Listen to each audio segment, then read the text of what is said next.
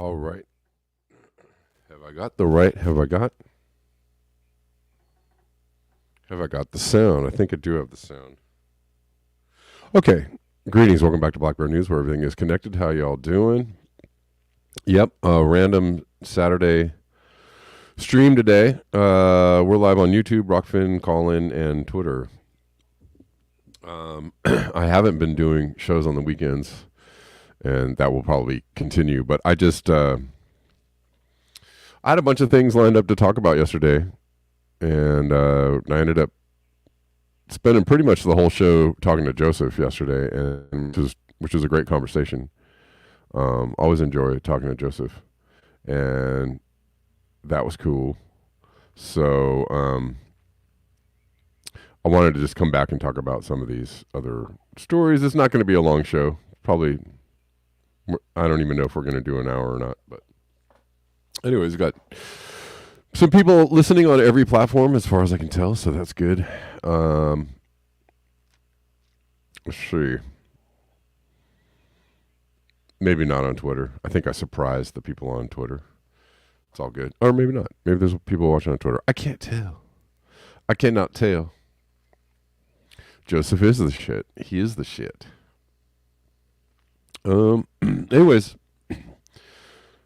wanted to talk about this. Fantomas sent me this about mining companies, which I wanted to look at a little bit. It's hard doing an hour show. I feel is like not long enough, but I just don't know how I'd get more time in my day to do a longer show. I don't know how. I feel like it would take me 2 hours. I could easily fill 2 hours. But golly gee, 2 hours. Anyways, let's look at this. I'm trying to keep it somewhere between long enough to cover some issues and be entertaining, and short enough to not lose people. But who knows? Who knows? Maybe I'll explore some 2 hours. These mining companies are ready to raid the seabed. And we've been hearing a lot about the prospects of new mining adventures underwater, right? They're going to tap these untapped areas. I mean, they want to mine everything. They want to mine in space. They want to mine asteroids. They want to mine the deep sea trenches. They want to mine everywhere where there's things to go get. They want to go get them. Why? Because we need them. Because we need to consume them and turn them into products and weapons and airplanes and helicopters and 5G towers, and we need to mine them. We need to get the stuff. Computers, phones, Neuralinks. We need to get these products and sell them to people. Ocean exploration to prepare for deep sea mining has been greenlit in Norway. These are the startups hoping to benefit.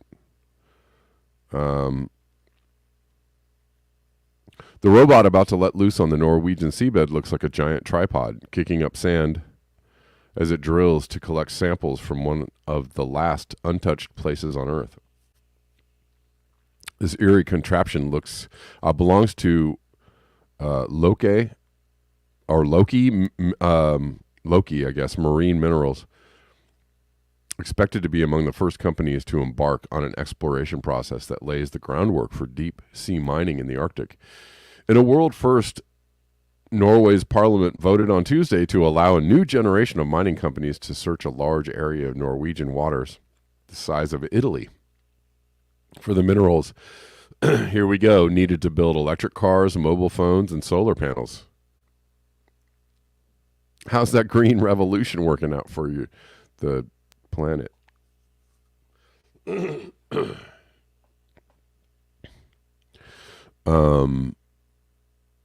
Walter Sones CEO of Loki considers the vote not just a license for exploration, but also a foot in the door for extracting these minerals.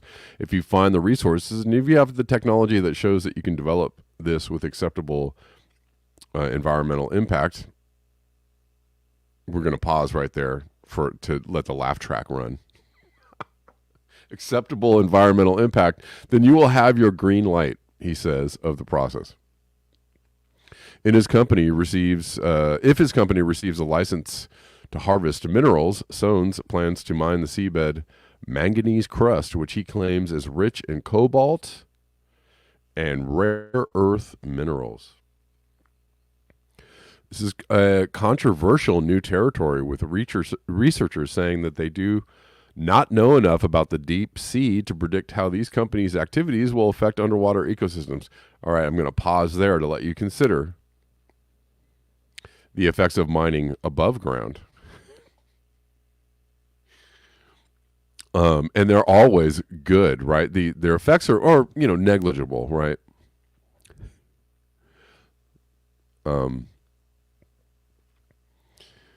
But the way that in which this is worded is hilarious. We don't know enough about the deep sea to know how this is going to affect the environment down there. Well, you know how it's going to affect the entire environment, and you don't even need to know that much about the deep sea to know that mining is terrible. So, I mean, why are we even considering this? The fact that, it's even getting greenlit, the fact that they're like, well, it sounds good. Let's just explore and see what we can find. It's bad. It's all bad. Stop it now. Stop it immediately. Destroy the deep sea miners immediately. Destroy them. Don't even, but there's, of course, multiple companies out there, I'm sure, just, tinkering away and hammering away, and they're in their workshops, tink, tink, tink, tink, tink, building the next deep sea mining contraption that's going to be even bigger and better and faster and stronger and more, have more of a cavernous maw in order to dig up the deep sea.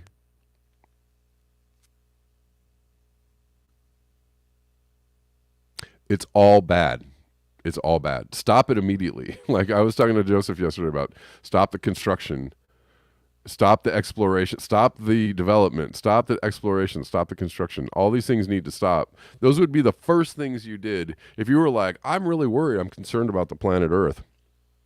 The first thing you would do is just stop. You know what we need to do is stop everything that we're doing and assess, right? I mean, we can keep people, like the farming is the last thing you want to stop, right? If you're going to stop and assess, mankind's role in the destruction of planet Earth, the first thing you would do is stop everything that you're doing, except for keep people alive, right? Farm, make sure people have clothes and water and food and housing, right? Those 4 things. Make sure everybody has the bare, medical, we can put 5, medical care. Make sure everybody has the bare minimum. But beyond that, beyond providing everybody with the bare minimum, stop everything else and assess, well, what are we doing to the planet? What is it that humans are doing to the planet that is just so destructive? Well, all the things that you actually have to stop. Right? Stop mining, stop extracting, stop, clear cutting, deforesting, opening up new, siphoning natural waters from springs or lakes or pristine areas in order to bottle it up and sell it to, no, it all has to stop. I know it seems to most people that would be like, what? What are you talking about? Anyways, whatever. That's my rant for the day. That's my Saturday rant. Which was the same as yesterday's rant, which is the same as the day before that's rant. They're all the same rant. It's the same rant. I know. I repeat myself. Anyways, And then they're going to go on and act like we just don't know. We just don't, I don't know. We just don't know. We're unsure about the effects of this. What should we do? I mean, so much more has to be learned about the deep sea environment to know what the impact is. You know what the impact is going to be. And yet you're going to let it but we've approved the exploration in the, and probably the extraction. We've approved it, even though we don't know what the impacts are going to be. Sounds like pretty much everything else. We're going to go forward with this new technology, fill in the blank, even though we don't really know the long-term effects. Maybe more studies should be done. And then they put out articles, and there's people like, I don't know, I think there needs to be more studies. And meanwhile, excuse me, I digress. We have an idea about what sorts of organisms are down there, says Stefan Leth Jorgensen, director of the Deep Sea Center at Norway's University of Bergen, explaining that he is concerned about the corals and sponge grounds. We don't know how they will respond to mining. Yes, you do. You do know how they respond to mining. Don't play dumb. Don't play dumb. Stefan Leth Jorgensen, who's the director of the Deep Sea Center at he's the director of the Deep Sea Center, and he wants to act like he doesn't know how it's going to affect. He does know. They absolutely do know. Anyways, I'm almost too frustrated right now to continue this reading this article. I can't go on. Anyways, activists who protested outside Norway's parliament building on Tuesday have described the prospect of deep sea mining as a disaster. It will pose a grave threat to marine life. The 3 companies expected to apply for licenses to start exploration in Norway are all startups launched since 2019. Although they are all backed by more established sea services companies, Norwegian defense contractor Kongsberg Gruppen, there's a defense contract, there you go, and Norwegian shipping group Wilhelmsen, both hold stakes in Loki. The startups have no established reputation to lose. Oh, great. Tuesday's vote arrived at a moment when many larger companies seemed to be cutting ties with deep sea mining. In May last year, Danish shipping giant Maersk announced it was selling its stake in the Metals Company. Somebody got paid to think up that name. A Canadian company with ambitions to start deep sea mining in international waters off the island of Nauru near Australia. In March, U.S. defense company Lockheed Martin also unloaded its deep sea mining subsidiary, UK Seabed Resources, to Loki for an undisclosed sum. The divestments have been linked to mounting controversy around deep sea mining. What is there a controversy? And the damage activists say the new industry risks causing to underwater life. BMW is one company that has already pledged not to use raw materials from deep sea mining in its cars, but we'll use materials from slave labor or child labor in the Congo or other dubious sources. We'll source things from Chile or Bolivia, where coups have been engineered in order to give people access to. We'll use stuff from there, but deep sea mining is off the table. By the way, these companies are all going to use products from deep sea mining, even though they've publicly, public facing, they'll say like, no, we don't do that at all. We're not involved in deep sea mining, but they will absolutely, I'm sure, if there's enough parties in between the deep sea mining sourcing and the buying of the materials in order to use them in your products, if there's enough intermediaries in there, they're totally using those products. So, nice public relations if you can get it.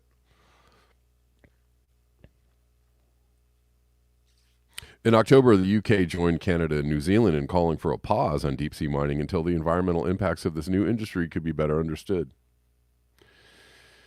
Again, there's nothing to understand.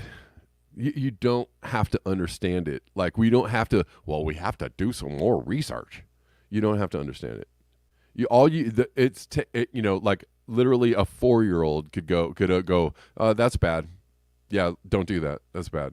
You don't need a degree. You don't need to consult anybody. You don't need like a whole board of directors to sit around and go, oh, I wonder what the impacts are. It's bad. You could just go to a 5th grade elementary school class and go, guys, what do you guys think about deep sea mining? Thumbs down. All right, that's your decision. Children could do better than these people. Yeah.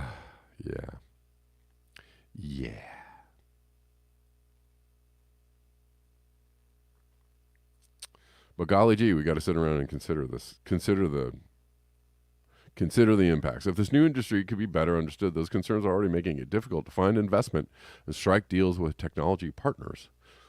Good. It should make it difficult. So difficult that you don't even do it. That's how difficult it should be. So difficult that you're like, nah, we can't. We're not even doing it.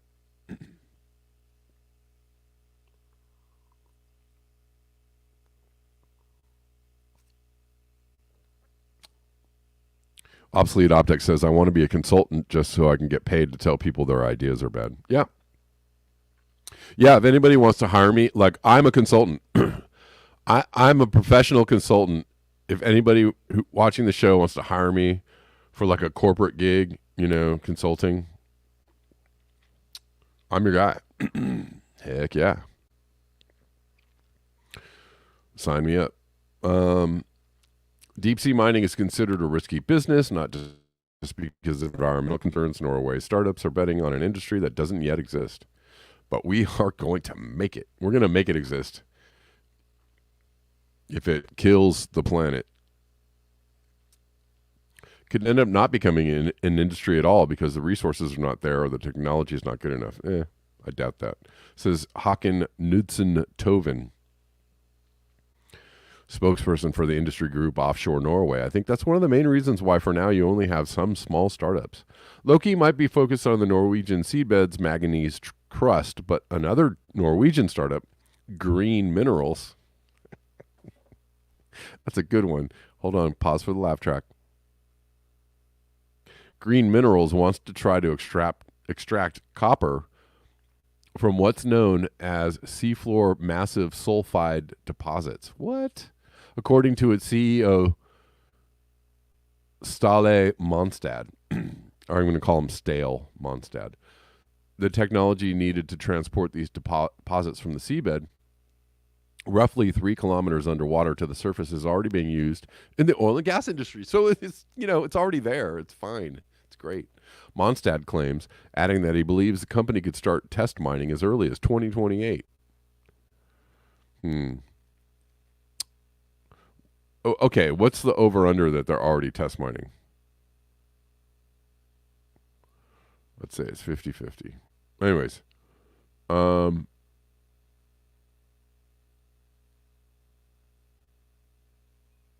once they receive a license, Norway's deep-sea mining companies will be able to explore a wedge of the Arctic seabed known as the Mohns Ridge. Located between Norway and Greenland, however, companies will first have to spend years gathering data about the underwater environment before they can apply for permission to start mining. Huh. Well, what are the odds that they don't do a really good job assessing the impacts, or that those impacts that they spend all that time assessing are just completely ignored and they just do it anyways, or they do it kind of in secret while they're assessing the impacts? I don't know. Hopefully, okay, in the best, most optimistic scenarios, people raise their voices. The people get really, really irate about this and really mad, and they're just like, no, we don't want this, and heck no, we don't want it, and don't ever do this again. Don't even think about this ever again. Are you guys crazy? Look what you've already done to the planet.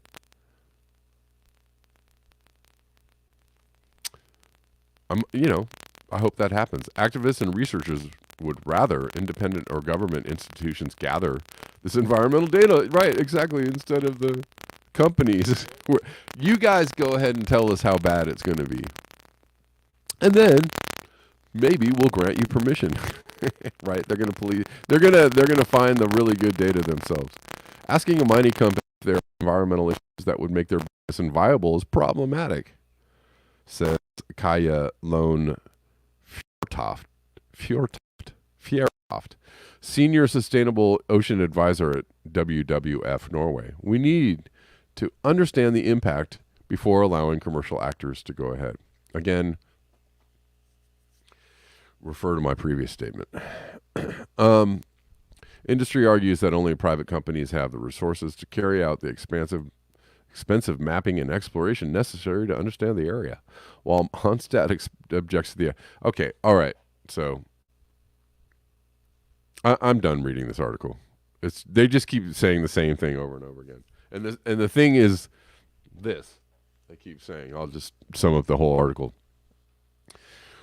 We absolutely positively know that the thing that we really want to do is going to absolutely positively destroy the environment underwater, destroy the seabeds, and have massive, massive environmental impacts that will, carry on for hundreds, if not thousands of years. We're going to just damage the absolute crap out of the environment underwater by mining. We absolutely positively know this, but we're going to act like we don't know. And we're going to really just mess around and play with the numbers and create fake studies and allow the private companies to do their own environmental impact assessments instead of the government. And then they're going to fudge the numbers, and they're going to make up stuff, and we're going to approve their license to go ahead and mine. And then 20 or 30 or 40 or 50 years later, we're going to go you know what? We probably shouldn't have done that because, man, they really tore the seabed apart. That's how it's going to go. That's how it's going to go. And that's what this whole article is about. And it's infuriating. It's absolutely, positively maddening that they are playing this game, that grown adults are playing this bullshit children's game with the planet. Good job. I don't have any respect for you. And anybody in an official capacity to give very solemn statements on the environmental impacts.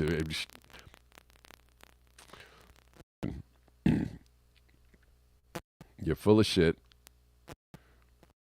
Take your suit and your tie and your environmental impact assessments and shove them right where the sun don't shine. To use a really old, I don't know what we call it, colloquialism. I don't know. Is that what it is? An old saying from back in the old days.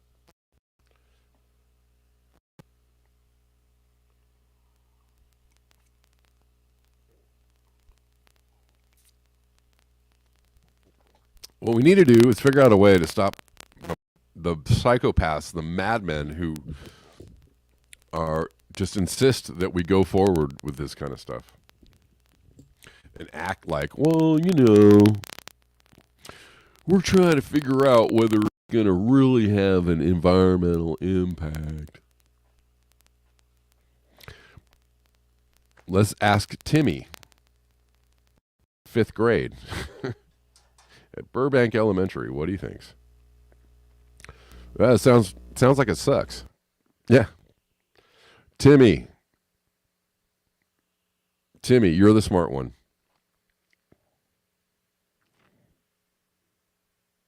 Give me a second, William. I see you. I just want to get through some stories today, which was kind of the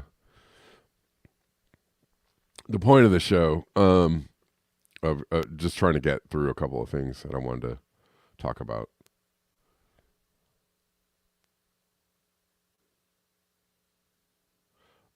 I feel like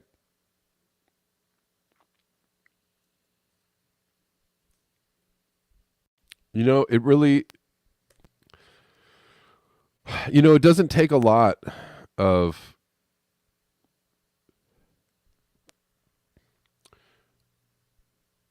it doesn't take a lot of brain power, or really, super big ideas to just do things in a logical kind of common sense kind of way. It doesn't take, committees and think tanks, and it doesn't take like, a lot of like degrees or, business acumen. It doesn't take a lot to do things that are pretty like, pretty reasonable.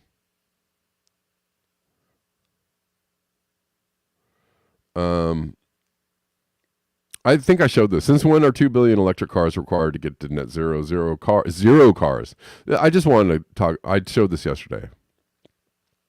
Zero cars would be a more realistic assessment, right, than 2 billion electric vehicles, right? Trying to build 2 billion electric vehicles to get to net zero. Hold on one second, guys.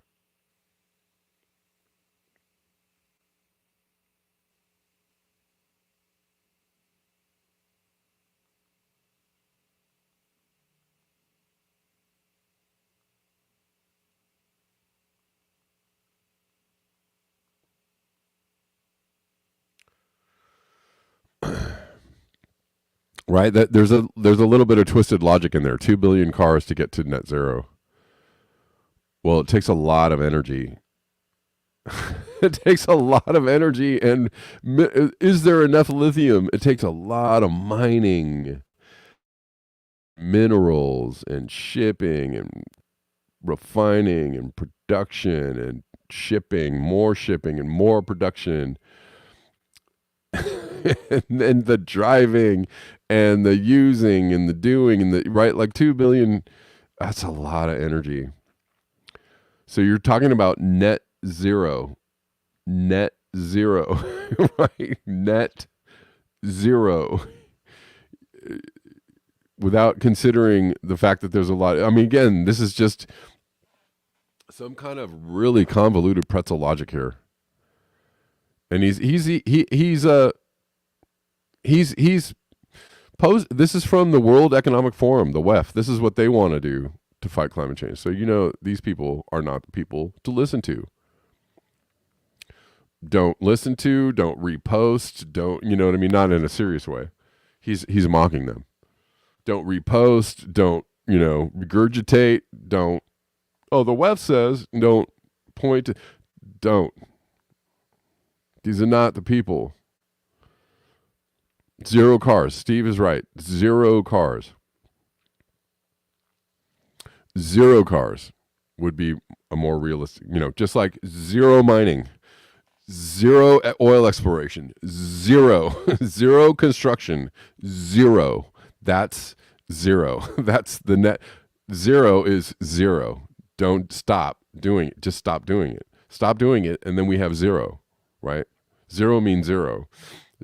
But there's people that, know plenty of math that are just doing all the magical math theory around net zero. But like all you need to understand is zero means zero. Zero means nothing. Don't do it. That's about as simple as I could put it. And that's about all you need to know about zero, net zero, or zero emissions. All you need to know about it is it means nothing. Don't do it. Stop doing it. All right. That's what it means.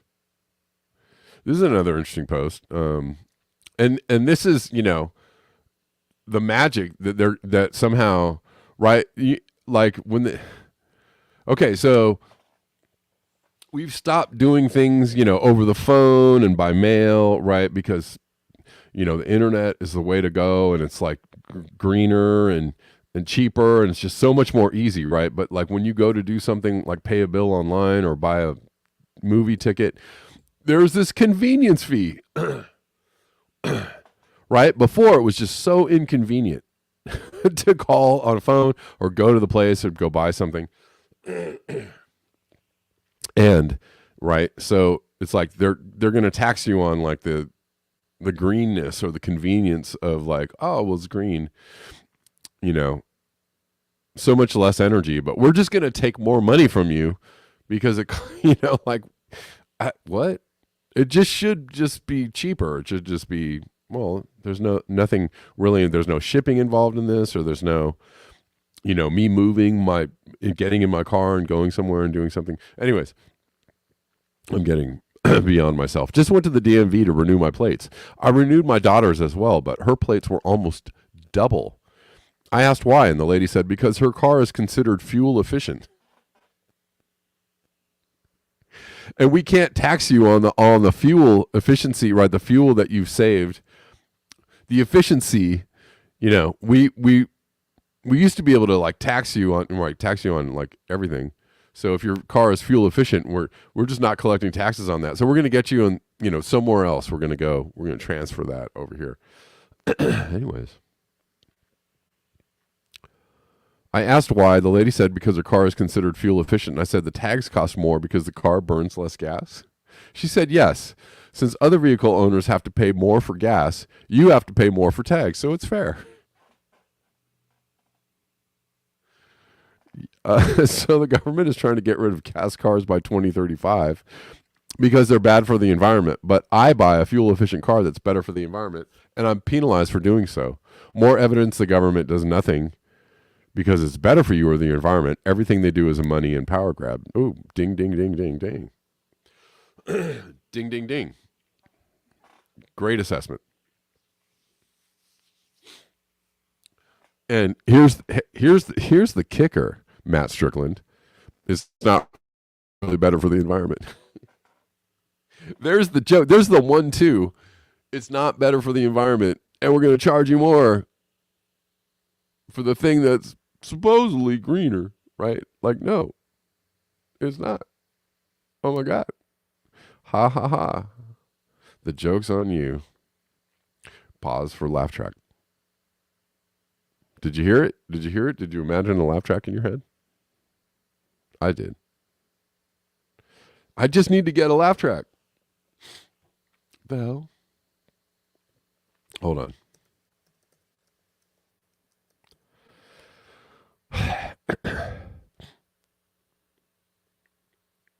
Here we go. Let's just make it happen. Tell me if you can hear this.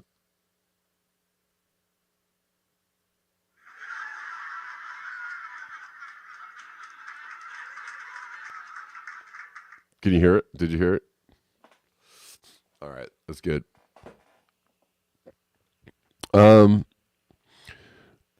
This is Dr.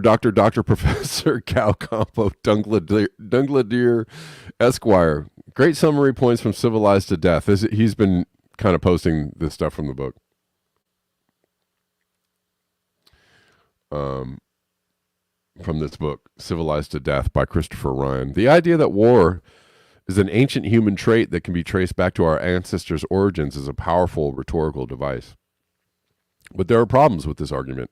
First, it is subtly misleading to describe chimps as our closest primate cousin without mentioning bonobos or other equally related primate cousins. The argument that violence has declined over long periods of time is not supported by the archaeological evidence. Instead, it shows that war developed, despots arose, violence proliferated, slavery flourished, and the social position of women deteriorated after our species shifted from foraging to living in large-scale agricultural settlements. The average girl in the industrialized world will, on average, begin menstruating at 12 years of age and continue until menopause, around 40 years later. Meanwhile, a typical forager female begins ovulating at 16 or 17 due to her much lower levels of body fat and no exposure to estrogenic contamination from plastics, growth hormones, and livestock, and added sugar in her food. The human lifespan has not doubled. It has not even tripled. It has not increased at all. It has not increased because of advances in medicine, but because of the global population explosion caused by increases in fertility, reduction in infant mortality, and religious resistance to birth control. The behavior of human beings is completely different from that of hunter-gatherers. We have been invaded and conquered by our own species. And our lives have changed drastically since we began living in settlements. It's an interesting concept. The behavior of rats in cages is a good example of how our environment can affect human behavior. The rats in cages chose to get high as much as possible, but the rats with lives worth living tried the drugged water once or twice and then stayed away from it, right? You heard about that study.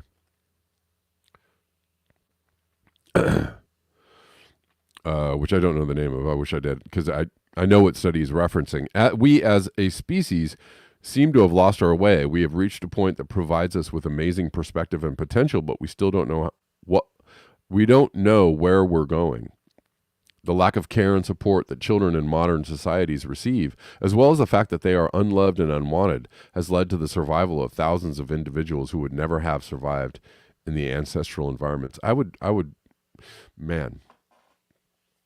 pose to you too that children are even less cared for today than they were like 20 or 30 years ago.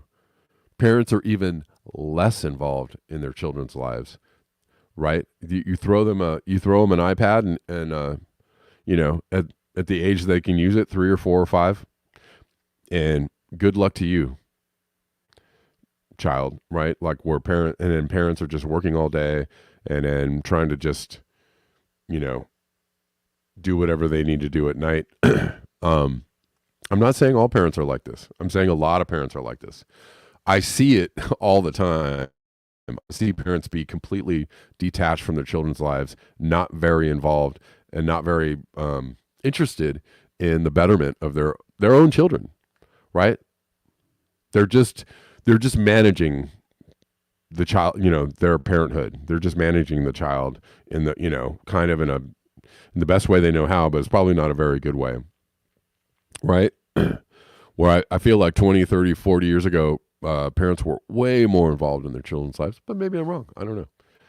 The school is created to babysit. Exactly, global solidarity.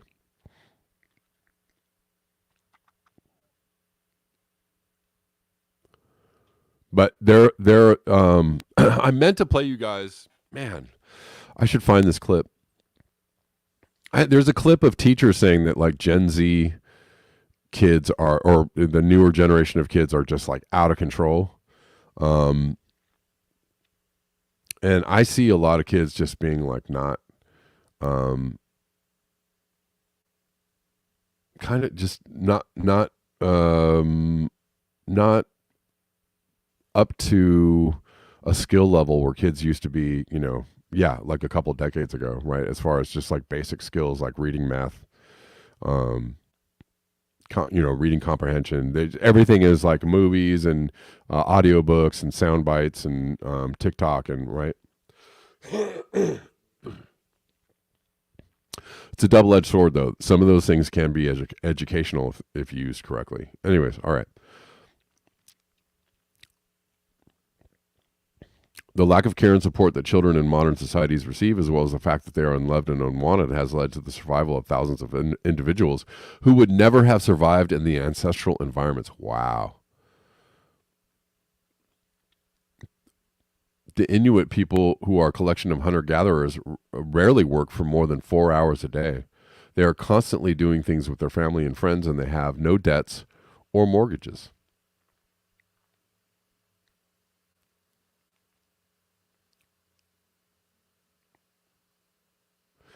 Anyways, interesting read. But everything is way better now than it used to be, right? Right?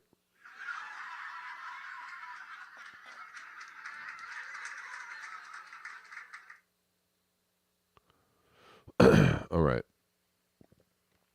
Here's another concerning post from Anomaly. Post this. Did he post a link here? I think it's just a screenshot. Sir, can you not do that? It doesn't matter if Trump or Biden wins. There are chemicals in our food. This isn't normal. This isn't necessary. Wake up. Jay Gibbons says, good show. Got to go. Support this channel if you can, please. Really good thought there. So I'm going to stop right now and tell you the best ways to support the show if you enjoy the show being here on the regular. And if you are capable and able and are desirous of supporting the show, you can do it in these ways. You could buy me a coffee at buymeacoffee.com/blackbearnews. You could cash at me at Red Llama Music. You can Venmo me at Kevin Samblum. You could PayPal.me/Kevin Samblum. You can Zelle me at Kevin Samblum at ProtonMail.com. Those are some of the ways. You can also hit me at Patreon, and I need to update the links for the shows are mostly updated on Patreon. I think I'm a couple days behind, so I'll update those today. And you guys, for the Patreon people, you can. Anyways, 80% of Americans test positive for chemical found in Cheerios, Quaker Oats that may cause infertility, delayed puberty. What? Let's see. Let's see if I can find this, because I'm really annoyed that people don't.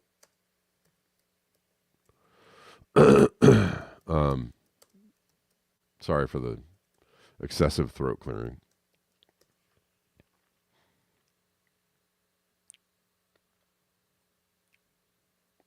Here we go. From Unilad. All right.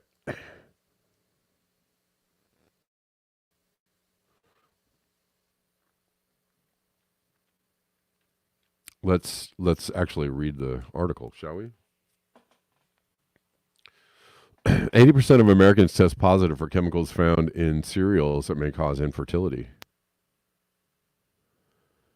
According to a study by Environmental Working Group, which was published in the Journal of Exposure, 4 out of 5 Americans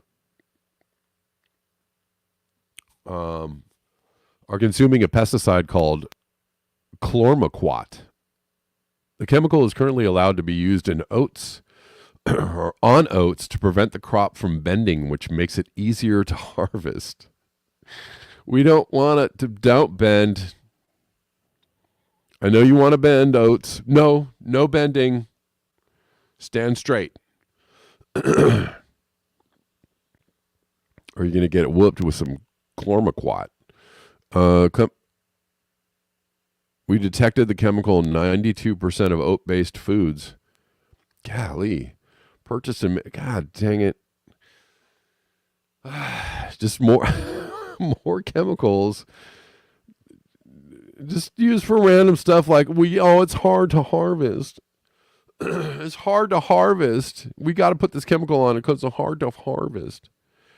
It's not cost efficient to harvest the bending wheat. We have to have it stand straight up. This is wild. We detected the chemical in 92% of oat-based foods purchased in May 2023.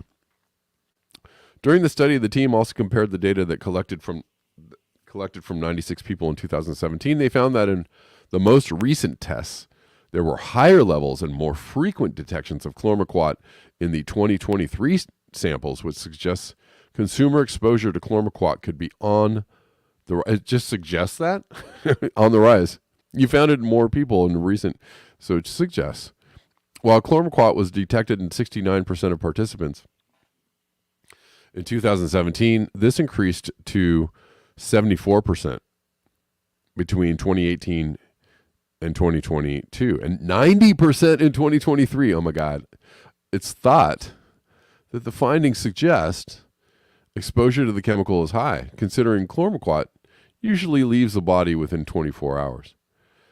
My God, man. Lead author of the study, Dr. Alexis Temkin, said EWG's new study on chlormequat is the first of its kind in the U.S. The ubiquity of this little studied pesticide in people raises alarm bells about how it could potentially cause harm without anyone even knowing they've consumed it.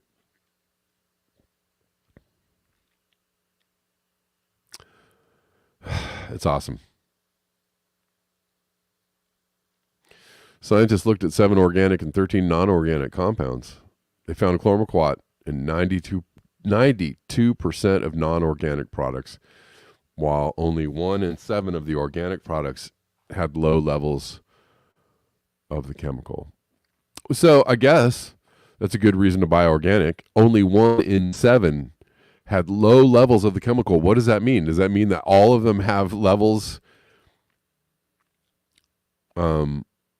Wait, hold on. I'm going to read that again. I misread that. Only 1 in 7 of the organic products had low levels. So 6 of the 7 organic products had it as well, which is, so I guess that means like, I guess buy organic, but I guess it doesn't really mean anything. I mean, God, it makes me upset. Like people spend a lot of money on organic food, right? Thinking that they're getting better. Again, you're getting taxed on some level. You're just being taxed like more money. I'm going to buy organic. And they charge like way more money, 2 or 3 times the cost of the other food because it's better for you, right? And it's not better for you. It is not better for you. So organic is a big old...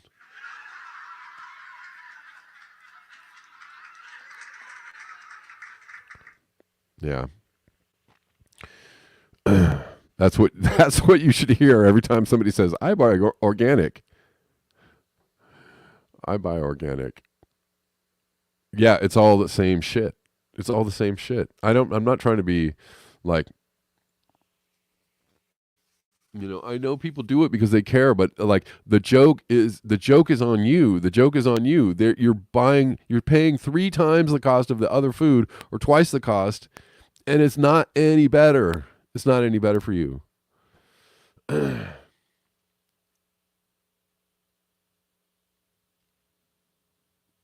So what do you do? I mean, that puts you in a position of like, what do you do? Well, I just got to eat the shit cheap food anyways. You might as well just buy the shit cheap food because at least it's cheaper. You're being poisoned by the stuff you're paying 3 times more money for, but what the fuck?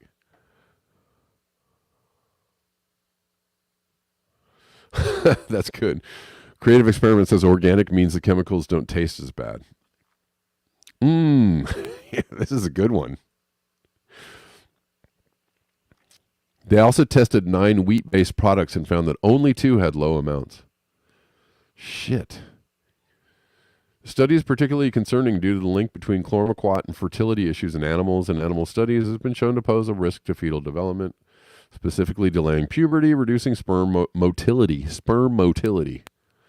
shrinking male reproductive organs, and reducing testosterone in rats. Meanwhile, studies showed that chlormequat exposure in pregnancy could disrupt fetal growth and metabolism. Holy crap.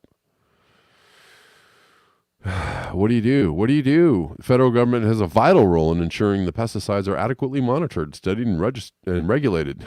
Is it a vital role?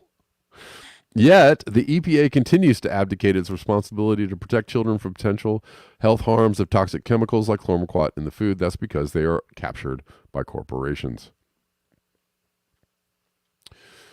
Molly Wolf, a spokesperson for General Mills, which manufactures Cheerios, told people all our products adhere to regulatory requirements.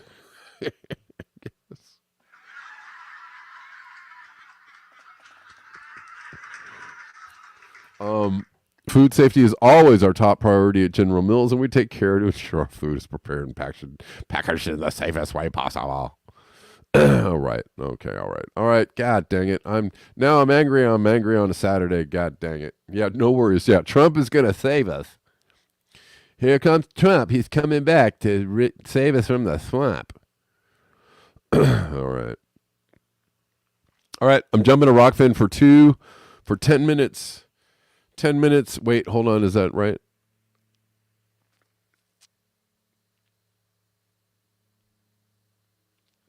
Let's hold on. Am I jumping to YouTube or no? No, I'm not going to jump to Rockfin. I'm going to stay here, I guess. I'm going to play 2 videos for you guys. We're at the end of the show. I want to play 2 videos. Here's Ian Carroll, really good. He's talking about what the people with all the money are doing while you are watching the Super Bowl. Hold on. Where are we? And then Candace Owens is going to actually talk about, she has actually something pretty good to say. I know people find Candace Owens controversial. She actually has something really right on to say about I don't know if it's something I want to play on YouTube or not, but we'll see. Because people with the big followings can play all kinds of things on YouTube, but I cannot. Anyways, here we go. Because the Super Bowl is a distraction. Celebrity drama is a distraction. Mainstream politics reporting is a distraction on both the left and the right. Because the one thing you're not supposed to pay attention to is the reason why the top 1%'s wealth share is increasing every year and everyone else's wealth share is decreasing every year. The answer is the banks and Wall Street's decades-long crime spree. So today I'm going to introduce you to one of the most important of the big 4 banks that you probably wouldn't think is so important. Because BlackRock gets all the conspiracy hype and JP Morgan is by far the biggest, but when I started digging into it, Citibank actually stood out in a big way. And we'll come back to this later, but Citigroup's stock is actually in a really precarious position. Ever since 2008, when their stock crashed hard, they've never recovered. Their stock used to be worth over $500 per share. It is now worth about $50 per share. But what first got my attention was their board of directors. See, most of the big banks have boards of directors that are loaded with people that have been executives and board members at other big corporations, a lot of financial institutions. But Citibank's board of directors is filled with ex-government officials, ex-regulators, ex-CIA. Citibank is the definition of the revolving door. Take Grace Daly, for example. The former senior deputy comptroller for bank supervision policy and chief national bank examiner for the OCC. She worked from 2001 to 2020 in the Office of the Comptroller. The Office of the Comptroller and the Currency charters, regulates, and supervises all national banks and Federal Savings Association. They are the top of the food chain when it comes to regulating big banks. And it's not just Grace. They've also got John Dugan, who was the head of the Office of the Comptroller of the Currency from 2005 to 2010. I made a whole video about Leslie Ireland, who worked at the CIA for more than 30 years, both in senior positions as well as in classified positions for her whole early career, which I can only assume is like a field operative. But then we've also got Renee from the Carlyle Group, who's on the board of Oracle, which is the backbone of the CIA's cyber operations. We've got Council on Foreign Relations, Federal Reserve boards, defense contractors. Wall Street on Parade has reported on Citigroup extensively because since the year 2000, they've been convicted of breaking the law 181 times, totaling up to $27 billion of fines. That is 7.5 offenses per year. Their biggest fines ever were $7 billion. They've even pled guilty to criminal prosecutions with the DOJ. And when you start digging through the crimes they've been convicted of, you realize that they specialize in... I want to stop right here and say, every time you read something or hear somebody say like, we gotta regulate the cryptocurrencies because it's being used for crime. Is it really? I mean, maybe sometimes, but like, who's doing the biggest crime? How many billions of dollars of fines have they paid? The banks have paid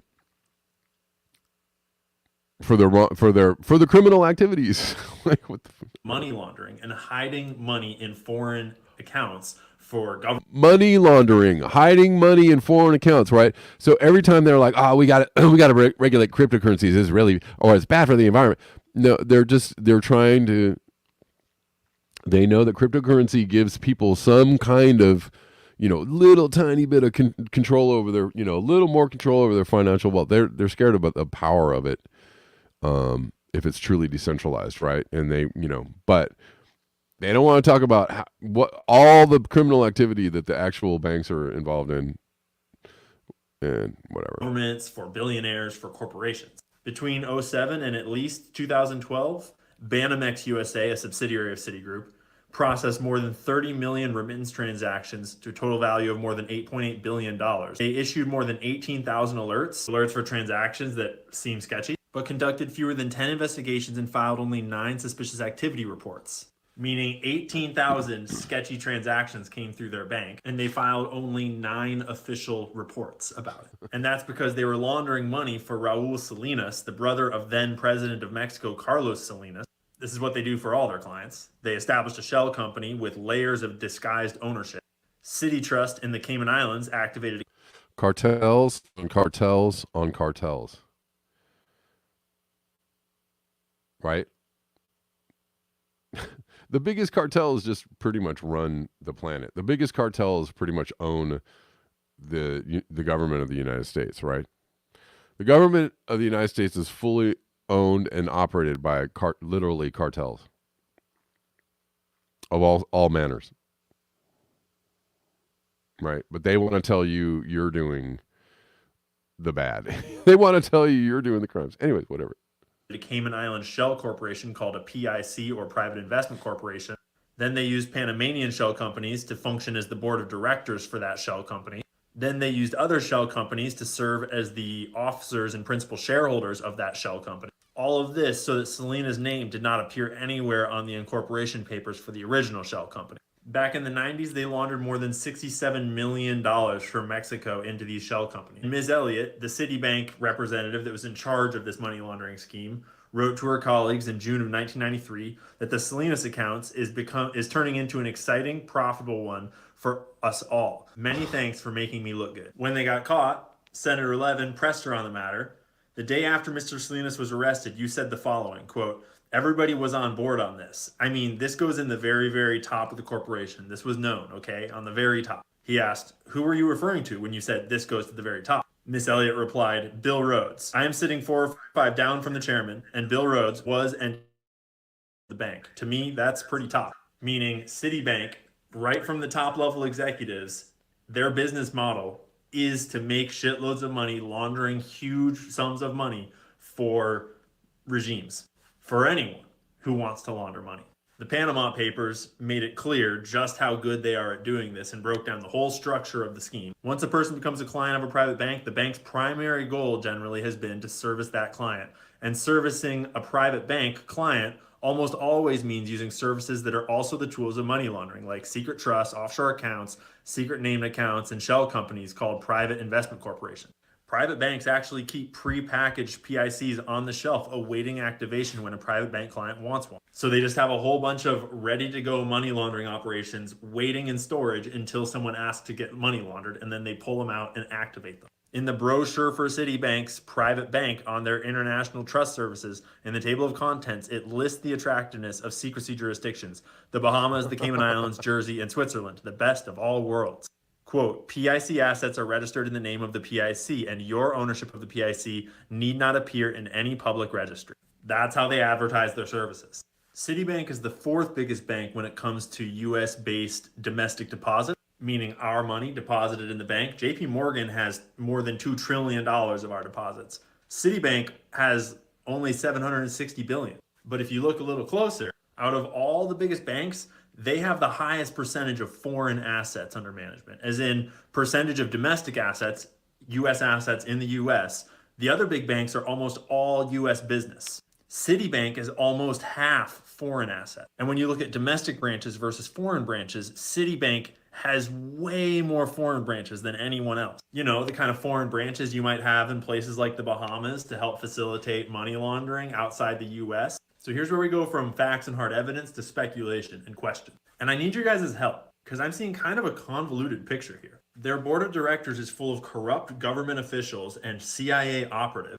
They are on record laundering money for corrupt governments all around the world. And ever since its founding, the CIA has had a lot of need for money laundering operations. We're talking all the way back to the founders of the CIA. A lot of their operations are so And black book that they can't fund them with the public budget. And so all throughout the CIA's history, they have funded deep black operations with black money that was garnered from other illegal operations that they had to launder through various banks and front companies. But despite Citibank's apparent ties to government in both past and recent years, their stock is fucked, meaning their whole business model is fucked. And they're going through a huge restructuring in the last couple of years, involving shutting whole parts of their business down, tons of layoffs. Like we're talking in 2023, right now, layoff. Just the beginning of 2024, the CEO has sold up to $2.8 million worth of her stock. That's like 10% of her total holdings. And let's not forget that Citibank is holding $54 trillion of derivatives value. That is $54 trillion of bets on the casino that is the stock market. And 98% of those derivatives are over the counter. That's just Citibank. All of the banks have huge derivatives holdings. They're keeping this thing alive on, I don't know what, on air. On air. They're doing every single thing they can to keep this thing propped up. You know, it's interesting. I mean, they keep saying like, "Oh, they're going to do a crash. They're going to do a crash," and maybe that's what they're doing. Maybe they're trying to keep it propped up to the moment when they feel like, "Well, this is a good time to do the crash," right? Because it's been coming for a really long time, and somehow they've been able to, you know, they're injecting, billions, if not trillions, of dollars into the overnight, into the repo markets, and I mean, this has been going on. Meaning they're virtually unregulated and barely reported. And just last year, the Federal Reserve sent Citi 3 different notices directing them to address in the coming months how it measures risk of default by counterparties in derivative transactions. Meaning the big boys are worried that if they have not properly assessed the risk involved in these $54 trillion worth of derivatives contracts, if any of the other people... Wait, hold on. I want to stop right there. Wait, hold on. You're telling me that people in charge are not properly assessing risk?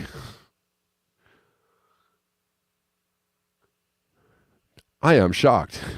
Of these bets and contracts goes into default, i.e. their bets fuck up, the Federal Reserve is worried that it could topple this entire portfolio of derivatives and cause Citibank to explode. We've discussed derivatives and counterparty risk several times on this channel, but if you want to look into it more, look up Bill Huang and Archegos Capital and how his counterparty risk toppled his firm, and then he was on the counterparty for Credit Suisse, and that counterparty risk toppled Credit Suisse, and UBS had to later absorb Credit Suisse's distressed assets. And we are still waiting to see if UBS makes it through the next 5 years.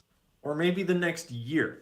But you're not supposed to pay attention to the bank, because then you would know that Citibank was the bank that forced the repeal of Glass-Steagall in 1999, and then blew itself up as a result of that appeal in the 2008 collapse, and then was propped back up with the biggest share of the biggest bank bailout in all of U.S. history, and now has written its own legislation to deregulate itself and got the President of the United States to lobby for its passage because they snuck it into the bill that was going to keep the government running. And if you don't know any of that, you're a lot less likely to riot in the streets when they probably get bailed out again, when they probably crash the whole market again, for who knows why.